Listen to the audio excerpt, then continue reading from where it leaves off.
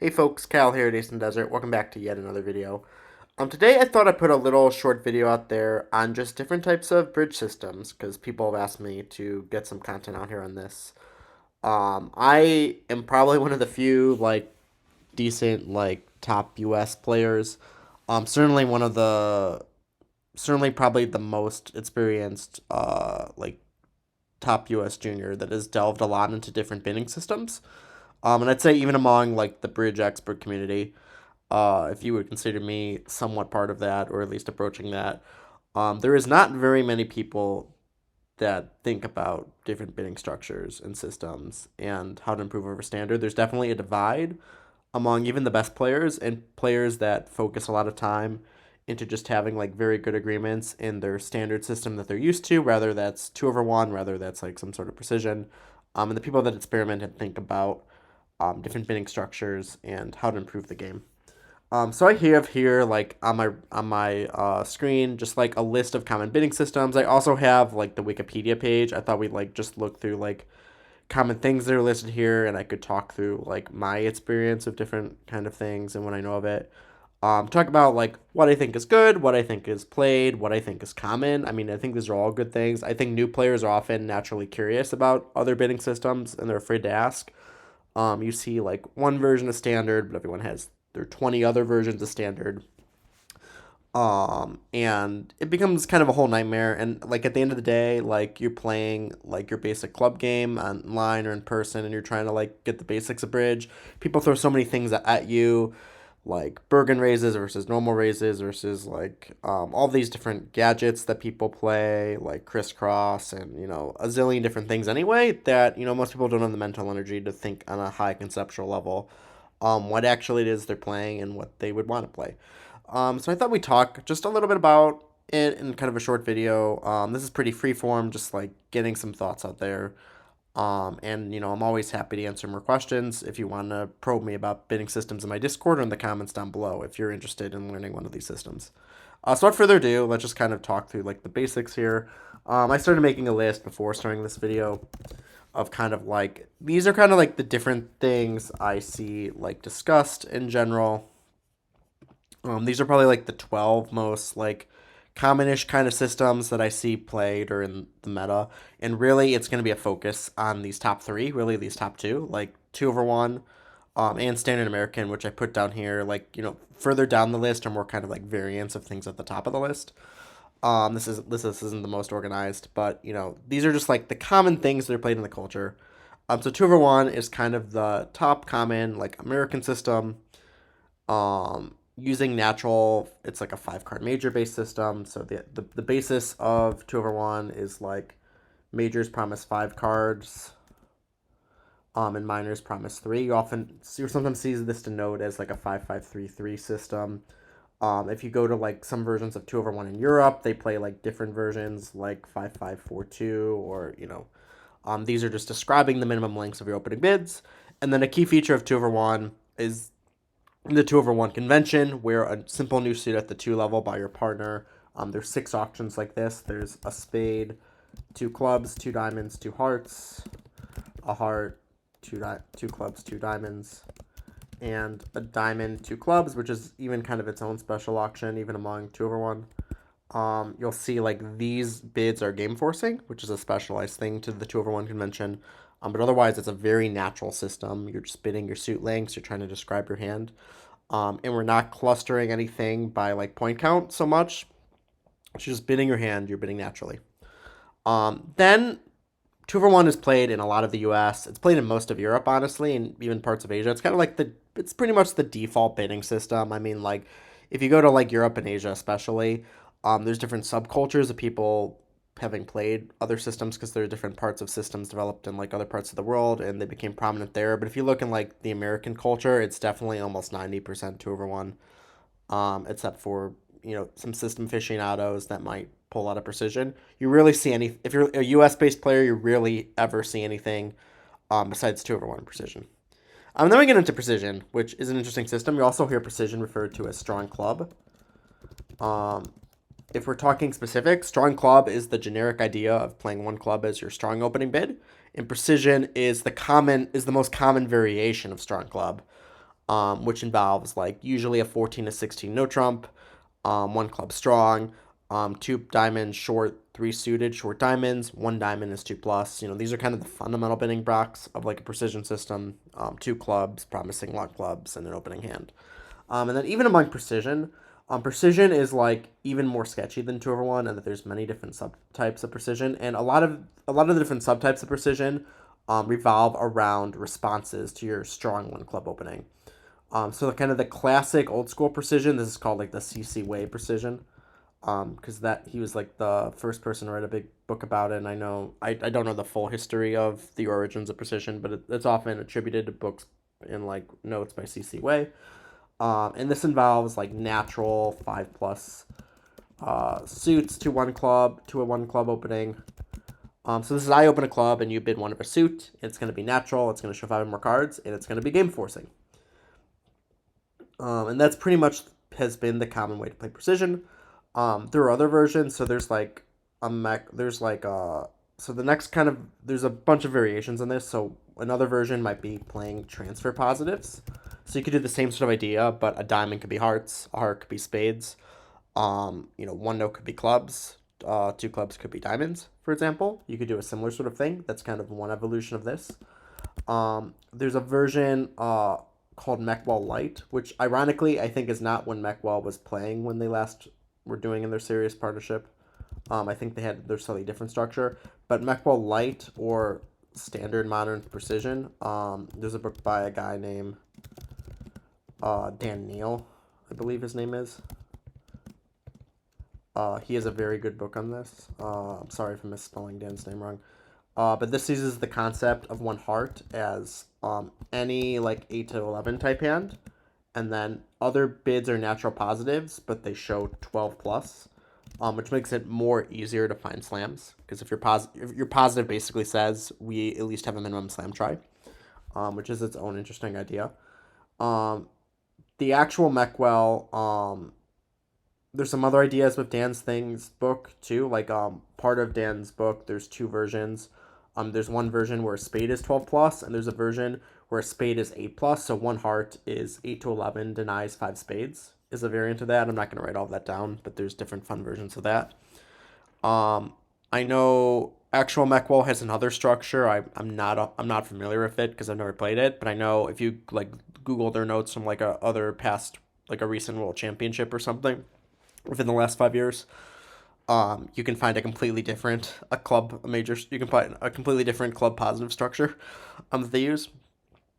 So there's lots of different versions of precision. Even among this, like people prefer different range of no trump. There's discussion of like the short one diamond. Some people like it to be 0 plus diamonds and like to put like their different 3-suiter hands in a diamond. Some people play a diamond as 0 plus, 1 plus, 2 plus. Some people like to play a diamond as 4 plus and move other parts of their system around, like have two clubs only be 5 cards, which I think is bad. But, there's things like that floating around, or, make a diamond 4 plus, but use a funny no trump structure so that you're taking all the balanced hands out of there, and then you might use some of the 3 level to handle the unbalanced hands. So there's lots of cool ideas there. If you really love, like, there's not really a right answer to play precision. I mean, there are things that works better or not, but there's a lot of different options. Another popular version that I shouldn't fail to mention is like relay precision. And right now, I think the most common version of this is KK Relay. That's the best book out there right now for this kind of precision. But this also came from an idea called transfer over symmetric relay. Is like another common version of this. So KK Relay is a not symmetric relay response system, but it's all derived from original like transfer oriented symmetric relay, which is what this came from. And this is the idea of having your positives to a club be situated so that once you're in a game force, you're just going to do like step responses to everything. Think of it like Blackwood on steroids. You're not going to bid anything natural. You're just going to use spaces derived from math of like Fibonacci sequences, and you're going to use the space that you have in the bridge ladder. You're not going to use them for their natural bids, but you're going to use them completely as steps, and you're going to describe a bunch of things about your hand, hopefully in a more optimal way than bidding naturally. and you're going to try to reach like super optimal contracts. So it's a very interesting. This is probably the most. This is definitely like the hottest thing right now. Personally, I think if you're playing a precision system, I think you should seriously look into playing some sort of relay, because a club in precision sucks. And if you're playing like precision, and you happen to have like the glorious uninterrupted one club auction, you should be playing this shit. Like it's so good. It's so much better than anything else like I've ever played. In the rare instance you get to have an uninterrupted relay auction. I've been doing a lot more of this the last 3 years, especially. And I can't recommend it enough. But it's also the most complicated. Like you might have to have like 100 pages of serious relay notes, like the book on KK Relay by Karen McCollum and Kit Woolsey, um, which is available out there. It came out like 2 years ago, maybe three, and it's a very good book. That book is like 600 pages. It's a lot to get through the first time. You might have to get it through multiple times. You might have to practice it for a year to get good at it. Especially if you're not playing like a hectic amount. So it's and there's definitely lots of things that are mentioned in the book that it's like you have to discuss with your partner and have really in-depth agreements. So from that perspective, if you're not like playing high-level serious bridge, it may not be for everyone, but it's also really cool. Can't recommend Relay Precision enough. So those are kind of like your top two. Then we get into things that are kind of a mixture of other things. So Polish Club, or there's a more generic version of like Polish Club, which I'm going to call hybrid club systems. So hybrid club systems use a club as their strong bid, just like precision. But there's also hands that are not strong in a club. So Polish club is kind of the main form of hybrid club, and it uses this idea of putting 18 plus strong hands in one club, which is stronger than precision that usually uses 16 plus usually. Polish club usually puts 18 plus strong in a club, but they also put like minimum balanced. And I believe traditional Polish club also puts like 15 to 17 ish like single suited clubs in the one club opening. So one club is not just your strong bid; it's a cluster of a lot of different things. Some of those things could work well together. Some of those things could be hard to describe in competition. I have not played traditionally Polish club in my regular partnerships. I do play in my one main regular partnership right now. I do play a Swedish club system, which is like Polish club, but we don't have any natural club hands in there. Um, this stuff's also really cool. It's interesting. So a group when I first started playing in like 2017, 2018, my junior group had a special call with Jack Maxstroff where he joined our training group for one day. And there was a pair in our group that played like a Polish club system, and they asked like Jeff Maxstroff, who has been the face of like world class winning strong club systems the last few years, for a lifetime, and a person in our group that played like a Polish club asked Jeff like, "What do you think about these like hybrid club systems?" And Jeff said to him that they're kind of annoying and that's probably a good thing, was basically his response. So if a top world class player that's playing one of the most complex systems, in the bridge world thinks that, like, I think there's definitely some weight to the idea of Polish club, or hybrid club systems in general. So take with that what you will. Polish club, unlike precision, because a club isn't always strong. Traditionally, you can't play like these fun relay things and other positives. Traditionally, you play a more natural system. So Polish club is kind of a mix between. You can think of it as a mix traditionally between precision and 2/1. So you're taking the natural approach of 2/1, but you're taking some of the benefits of precision, like having your other bids be limited, and you're combining those two together. And in some ways you're getting like the worst of both worlds some of the time, but in general, like there's a lot of positives with a limited bidding system that precision brings. Like the best part of a precision system, is often said, is not the one club bid, it's everything else you gain from it. I personally hate the precision one diamond, so I don't think that's totally true in a base precision system. But if you've ever played precision, you know how like great like the one major openings are. Like if partner opens a major and like you have a zero count, like the opponents have game. You can do fun things around that. If partner opens a major, You have a game forcing hand. You immediately know, like, to some extent, like, if you're in the slam or game zone, like, a lot more easier because partner's limited to like a 6 point range, and that's like pretty awesome. So Polish Club, is a little bit better of that. Like those negative inferences like that, especially with other bids, like you get a diamond more natural in Polish Club. So like the benefits, these are like very good for competition because you just don't get swallowed as much when your bids are more limited most of the time. So these are all good things that I like. Moving down this list, so then we have like 4 card majors. There's a call. There's also traditional 4 card majors, which I'm not really going to mention here, but there's like Gorin 4 card majors. So let's just talk about like 4 card major suit system, 4 card major systems for a second here. So A call is probably the most common version of this. It usually traditionally uses, I believe, like a 12 to 14 no trump. And you open 4 card majors. No, I've never actually played A call, so I'm gonna try not to like say too much here because I don't want to misexplain A call. So I've read about Gorin 4 card majors, and Gorin 4 card majors is kind of like from the origins of bridge in the 1930s, 1940s when it was popularized by Charles Gorin here out in the U.S. And they played strong no trump 4 card majors. If you had 2 4 card majors, you would open the one like below your doubleton, so you can more easily rebid into the next one. And like classic Gorin bidding, like you had to have a good hand to bid, and it was kind of a slow road, and you kind of effed around a bit. Like the Gorin book frequently jokes like, "Oh, I missorted my hand partner" because they did not have much bidding theory at the time. And there were like certain spots they're just like, "You don't have a system bid, lie."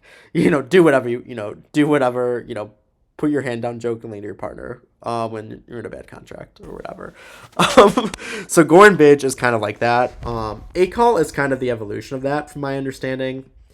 I'm sure A call is good. Like I know there's many smart UK pairs that play A call. I think I teamed with a very good UK pair earlier this year. I believe they were playing some sort of A call system, and like the 2 people that I teamed with, they're very smart bridge enthusiasts. So like I fully believe A call is probably a good playable system. It's not played much outside of the UK. But there are certainly pairs that are A call devotees and like do good things with A call. It's on my list to try one day. So take with that what you will. I think they've like done things to fine tune what original Gorin 4 card majors was. Like weak no trump, I think helps a lot with the range.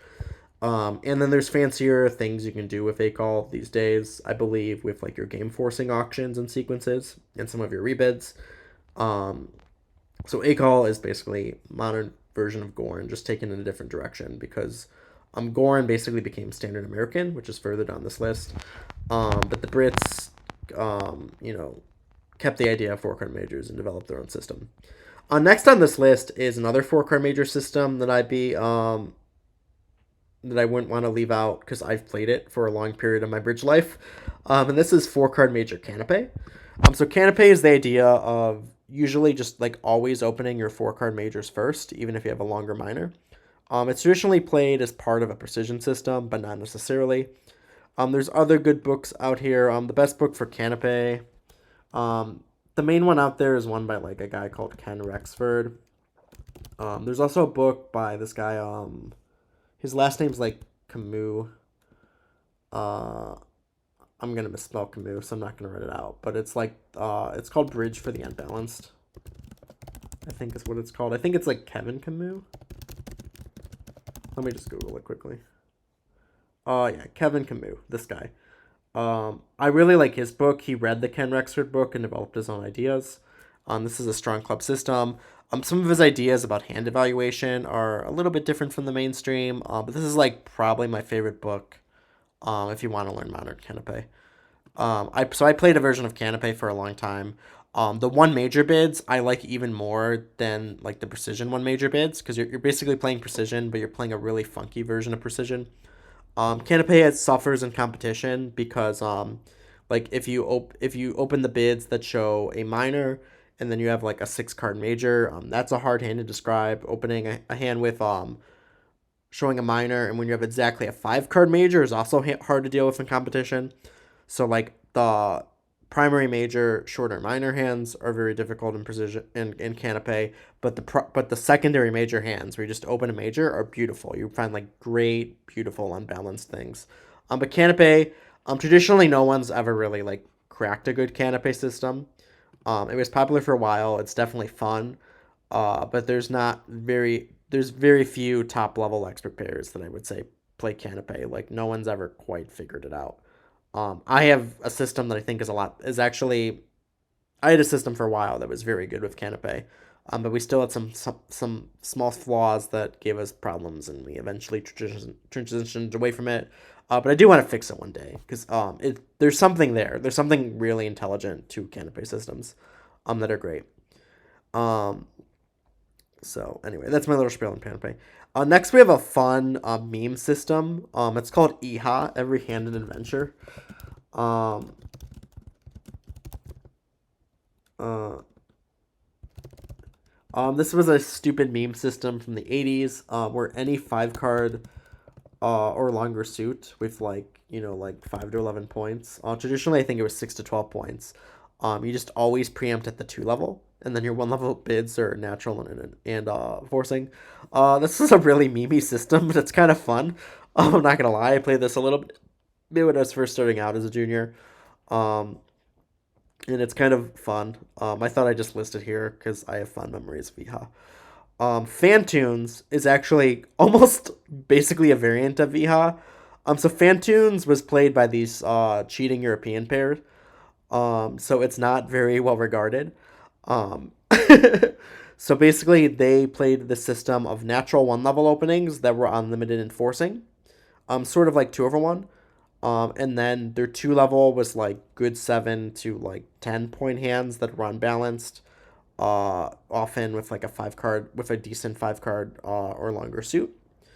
There's a book on this that's interesting. I have it on my shelf. I'm trying to remember the name of it right now. It's let me just Google Fantunes Bridge book. It's not Fantunes Revealed.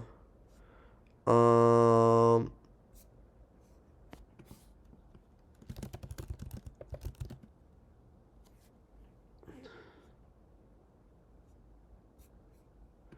Hold on. I know I'm live filming this video, but I have the book right on my shelf and I know where it is.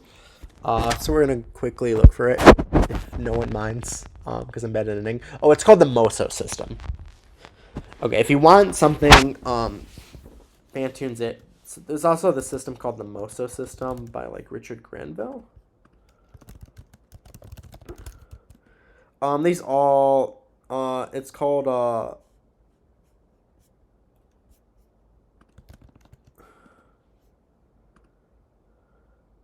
you can find it here. It's by Richard Granville and David Burns. Um, it's not a bad book either. So this is basically it's kind of a combination of like Polish club. It's sort of like taking the ideas of Polish club a little bit more, but going in a different direction. Not limited opening bids, but having firmer 1 level opening bids, and I'm doing good things with that. So the key features of a Phantom system are natural 2 level bids, then unburden some of your 1 level range, and then your 1 level bids are like sound, and like maybe you can play some artificial stuff over it. I haven't played a modern Phantom system very often. I played something that's also called the Swift system out there, which is which is another version of modified Phantoms. There are some good ideas here. I laugh because it's very simple. Because like basically this is all expanded from EHA. So EHA, the difference between EHA and Phantoms is that in EHA bids, you open like your natural 5 card preamps at the 2 level. But it doesn't promise anything about suit quality, which is kind of very sketch. These are a little bit firmer than EHA 2s by a lot. But like the 2 level structures actually can be fairly similar to EHA. So it's worth mentioning. Let's continue going down the list. So another idea on this list is this idea of strong diamond. So strong diamond is similar to the idea of strong club. The main idea of strong club came from the idea that your 1 level you should save space of your strong hands by opening them as cheaply as possible with a club. But The idea of behind strong diamond is particularly like your balanced hands and some of your other things.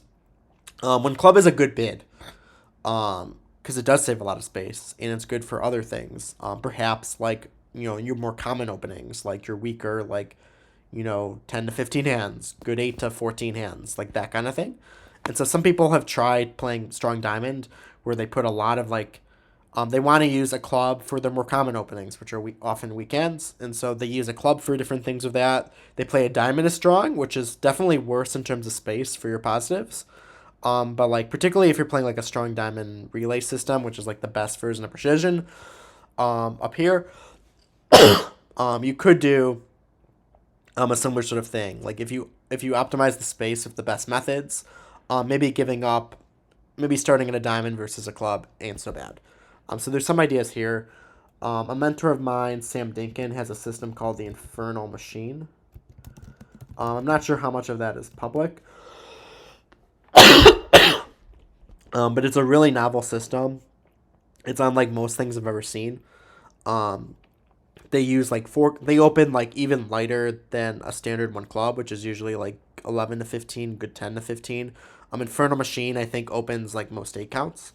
It's called. There's versions of this system like called an attack system, like really light aggressive openings. And it uses like 4 card majors with a heart and a spade. I think there's some negative inferences about like denying length and like uh, about denying length and spades when you open heart. And then they use a club as a big hybrid opening for like a lot of their opening hands that are not in their no trump range, which is also like weak, which I think is also like on the weaker end, like 12 to 14 or something like that. So there's some interesting ideas there. This is even less mainstream than a club. I don't like strong diamond systems too because I find them really hard to disclose properly to your opponents. I think it's a big issue with strong diamond, especially if you're doing all this weird like sub optimizing with your like club, a heart, and a spade bid, where it's just like so unrecognizable to someone that's never played like your specific system before. There are some things not great on that end, and I know a lot of people that roll their eyes at strong diamond systems. But there are also like definitely some like systematic benefits, and I think there could be kind of like some of the canopy. Like I do think there is something there with strong diamond. I've just never played it myself, and I think it's just it's something to keep on. If you see it, I think it's an interesting thing to look at other people's strong diamond systems. There aren't very many out there, but there are definitely some interesting ideas floating around. So good to keep in mind. So number 10 was this idea of short club. You're seeing more and more common. Particularly people play short club. Often in the U.S., it's now legal to play transfers over one club. So we talked about transfers to like a precision opening, but transfers over one club. This is like playing a club of diamond as hearts and a club of heart as spades. And this kind of fits in with the modern U.S. idea of Walsh style, which is that you normally do not bid a club of diamond in standard U.S. bidding because you tend to bid a 4 card major first unless you have game forcing values. In like a classic 2 over 1 system to like a one minor opening. So the idea of short club is that let's just use the space. Let's use a diamond as something more useful, like hearts. Let's shift everything down a step. This gives us extra space to respond. And then the hands that would bid a diamond, we'll worry about them later. We'll throw them somewhere else, like an artificial club, a spade bid, or an artificial, club, 2 hearts plus bid, or starting at 2 diamonds. People play like the jump shifts to a club as things to fill out their system, as well as a spade, and then they use the space for awesome cool things. Now, the nice thing about like short club is it works with kind of this stuff I have below, which is weaker no trump ranges. It makes it a lot more smooth and efficient to play different no trump ranges than standard using short club. It's also like very popular in some of the European systems anyway, even if not playing like transfers over a club.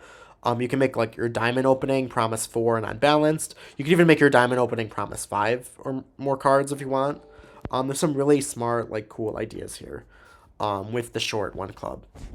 Um, and so like this is starting to become a little bit more mainstream. There's some down benefits to playing a short club. So the idea of playing a short club is if you have like all this extra room over a club, you want to open most of your minimum balanced hands a club anyway. So like any hand without like 4 diamonds probably opens a club. Maybe any hand with less than 5 diamonds opens a club. There are even some systems where if you're 5-3-3-2 with 5 diamonds, you might open a club. Just because we just clump a lot of our balanced hands without a 5 card major together into one club, so we can make great use of this awesome like space we have. Some people also just play a club of short so that they can have a diamond be unbalanced. There are weaknesses to this because a club not actually promising clubs makes it much harder to deal with like your pure minor hands as responder. For the times you don't have a 4 card major. It also makes competition harder because like if the opponents like get to bid and raise a major, our best fit to outcompete them, particularly like in a match point setting, might be to do something like compete in our minor. But if you don't know what your minor is because you're just unilaterally opening all these hands to club, it causes issues. So it's a very interesting give and take. Um, it can definitely gain in cost on particular deals. So there's like a lot of strengths and weaknesses there. So that kind of covers my weak no trump system. So this is like most common in 2/1. I find these work best with a short club. Definitely 12 to 14 or 16 to 19 or 14 to 16 type ranges work really well with short club with transfers. Um, you can even make something memey work like 10 to 12 called the kamikaze no trump work. I know a wonderful pair who sadly the husband passed away, Stan and Susie Subak. They used to love playing the 10 to 12 no trumps together. Expert pair in Chicago. Um, we're good friends when I was living up there. But they love this stuff. I would see them play 10 to 12 or 12 to 14, depending on vulnerability. You do not want to play 10 to 12 vulnerable. I'll say that if you like different no trump bridges.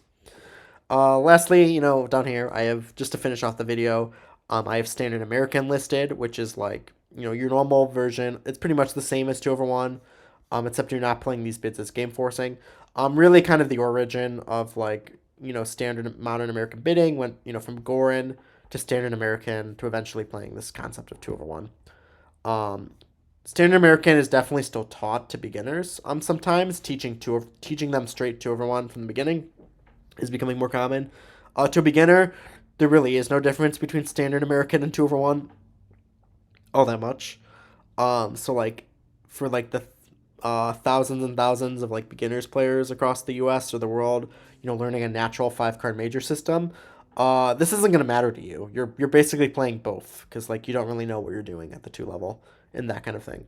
But I leave it down here for historical purposes. And people definitely have like there are definitely some smart people with ideas of playing like a non-game forcing 2/1 system. Particularly if you play like some cool gadgets at the 2 level. Like let's say you play like like a diamond 2 major as something artificial, like forcing minor suit raise. You might not need a diamond 2 clubs to be game forcing 2/1. So like there are certainly actually like smart scientific variants of natural 5 card major bidding that actually use a standard American approach. So I can't totally diss it. But it's definitely becoming less common among particularly top pairs.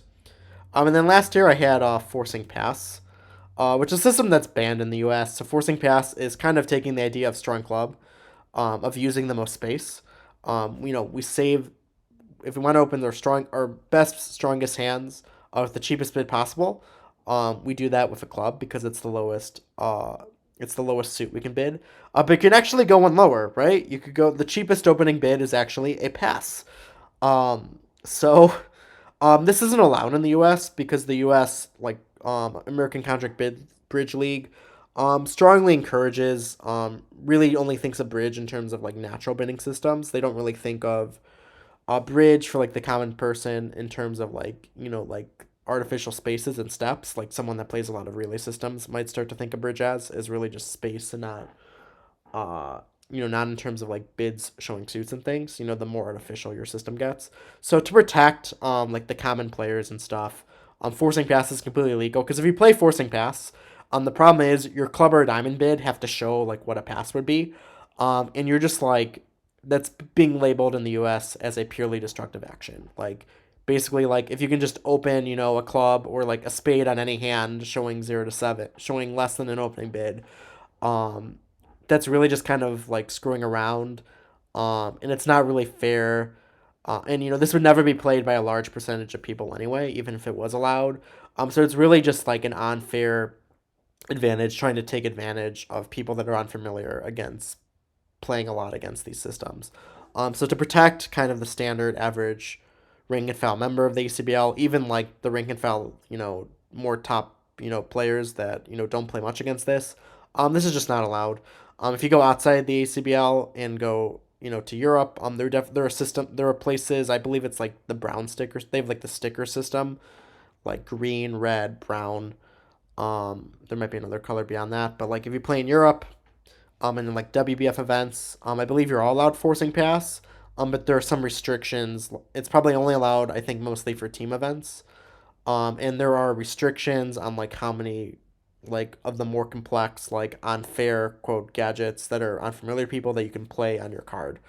So I believe there are limits to like the amount of certain conventions you can play for some events, and if you're playing like a big international team event where like like a world championship where forcing pass is 100% allowed, there are some restrictions on your team. Like I think you give up like all of your seating rights and things like that so that the opponents can more decently like strategize against you.